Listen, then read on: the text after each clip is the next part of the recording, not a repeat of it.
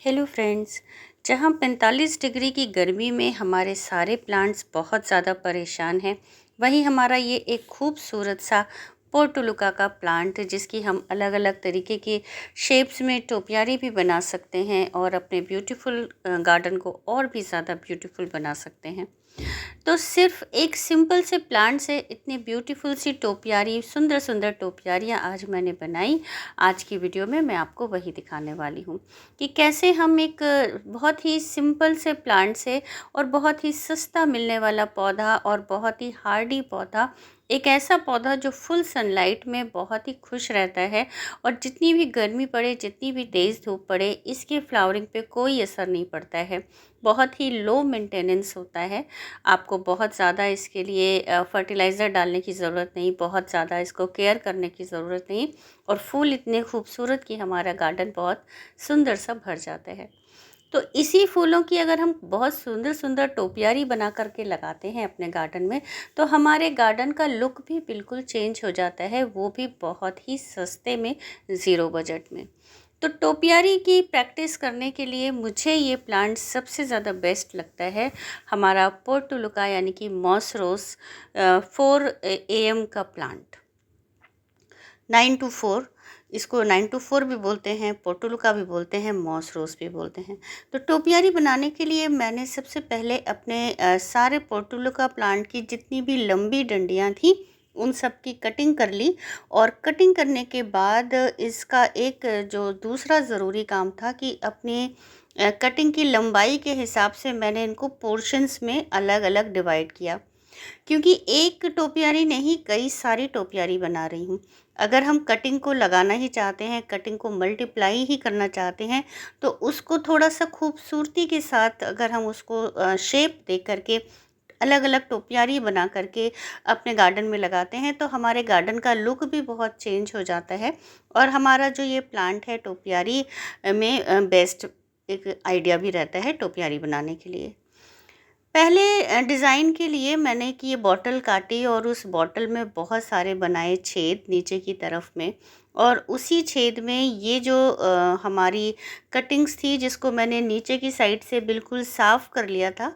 आप देख सकते हैं कि पत्तियां बिल्कुल गायब हैं, सिर्फ मैंने इसकी एक डंडी सी बना के और वो जो डंडियां हैं उनको अपने इस सारे बॉटल की जो हमने होल बनाए हैं इसके अंदर डालना है, इंसर्ट करना है इसके अंदर।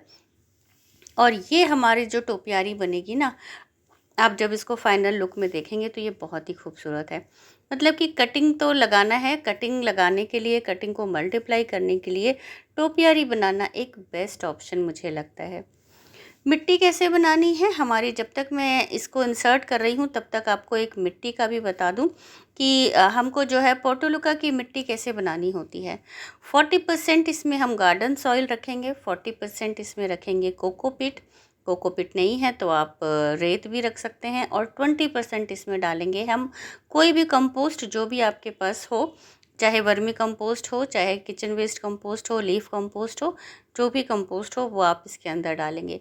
क्योंकि ये बहुत ही लो मेंटेनेंस प्लांट है तो इसमें हमें बहुत ज़्यादा फर्टिलाइज़र ऐड करने की ज़रूरत नहीं पड़ती है। बस मिट्टी ऐसी बनानी होती है कि वो वेल ड्रेन्ड हो, ज़्यादा पानी इसके अंदर रुका ना रहे।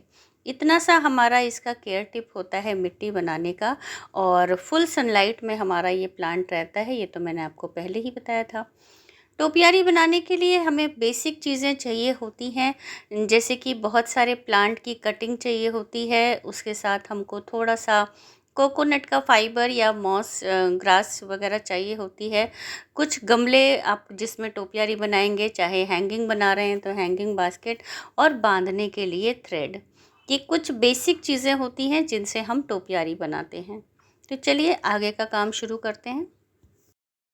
इसकी कटिंग लगाने के बाद जो है इस बॉटल के ये वाला जो शेप है इस तरीके से आएगा हमारा ये टोपियारी का शेप। और इसके अंदर मैंने थोड़े से नारियल के जो है छिलके भी लगा दिए, जिससे जो प्लास्टिक है ना वो गरम, मतलब हमारी कटिंग को गरम ना लगे, इसमें थोड़ी सी ठंडक मिले, एक मॉस्टिक का काम करें।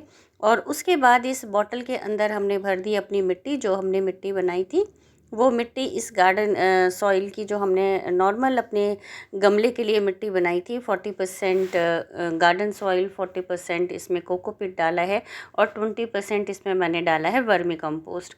तो इन तीनों चीज़ों को मिक्स करके जो मिट्टी बनाई उसको अपने इस बॉटल के अंदर भर लिया, जिससे जो ये कटिंग हमने लगाई है छेद के अंदर, उस कटिंग को जो है उसके रूट्स डेवलप हो सकें, और उसके बाद उसको अपने इस गमले में फिक्स कर दिया, खड़ा कर दिया।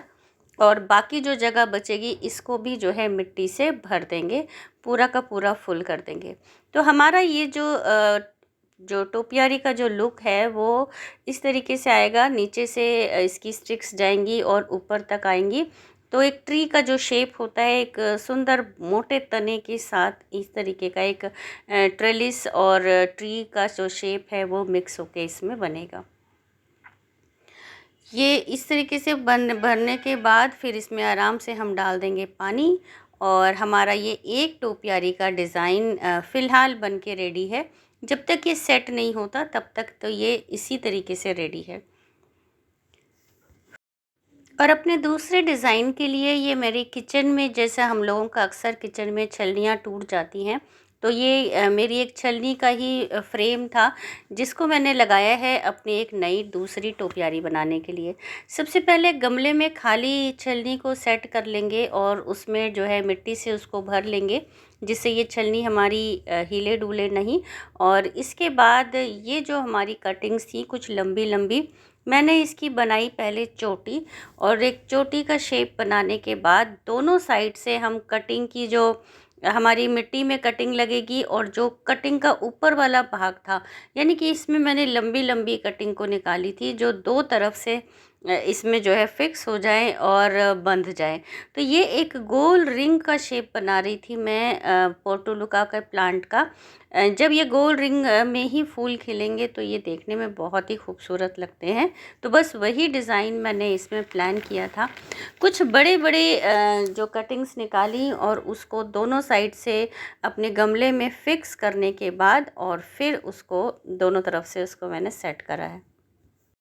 उसके बाद जो तीसरा डिज़ाइन था उसके लिए मैंने एक सिंपल सा डंडा लिया और उस डंडे के आसपास इस तरीके से गांठ बना करके सारे बंचेस बना करके जो है हमारे पोर्टुलुका की कटिंग्स को उसके आसपास लपेट दिया और फिर उसको बांध दिया। इसको मैं बना रही थी एक लंबे से डंडे में, मतलब कि ऊंचे में पेड़ का जो शेप देते हैं ना, कुछ उस तरीके का बना रही थी, एक साथ बांध करके और इस तरीके से। और फिर जब सारी टोपियारी की मैंने जो है सेटिंग कर ली, उसके बाद बारी आती है उसको शेप देने की। तो अपने सारे जो टोपियारी के कटिंग्स थी उनको शेप भी दिया, और जो इनमें सूखे हुए फूल थे ना पहले के खिल चुके, उनको मैंने हटा दिया। इस तरीके से मेरी टोपियारी की जो है मैंने बहुत सारी जो प्रैक्टिस करी वो आप लोगों को अपनी वीडियो में दिखाई। वीडियो इन्फॉर्मेटिव लगी हो, पसंद आई हो तो मेरे चैनल को सब्सक्राइब कर लें, वीडियो को लाइक करें, शेयर करें, और अगर आप कर चुके हैं तो दिल से थैंक्स। ये सारी जो मेरी टोपियारी हैं ये मेरी पहले की बनाई हुई टोपियारी हैं, और इनका रिज़ल्ट आप देखिए कि कितनी खूबसूरत से इसमें फूल खिल रहे हैं। मेरे इस रिंग शेप में बहुत सारी कलियां बनी हुई थी जो कि खिल गई, और ये कितनी खूबसूरत लग रही है ना। जब ये पूरी तरीके से कंप्लीट बन जाएगा तब ये और भी बहुत खूबसूरत लगेगा, और अपनी आने वाली वीडियोस में इन सब की अपडेट मैं आपको ज़रूर दिखाऊंगी। मिलते हैं मेरी अगली वीडियोस में। बाय।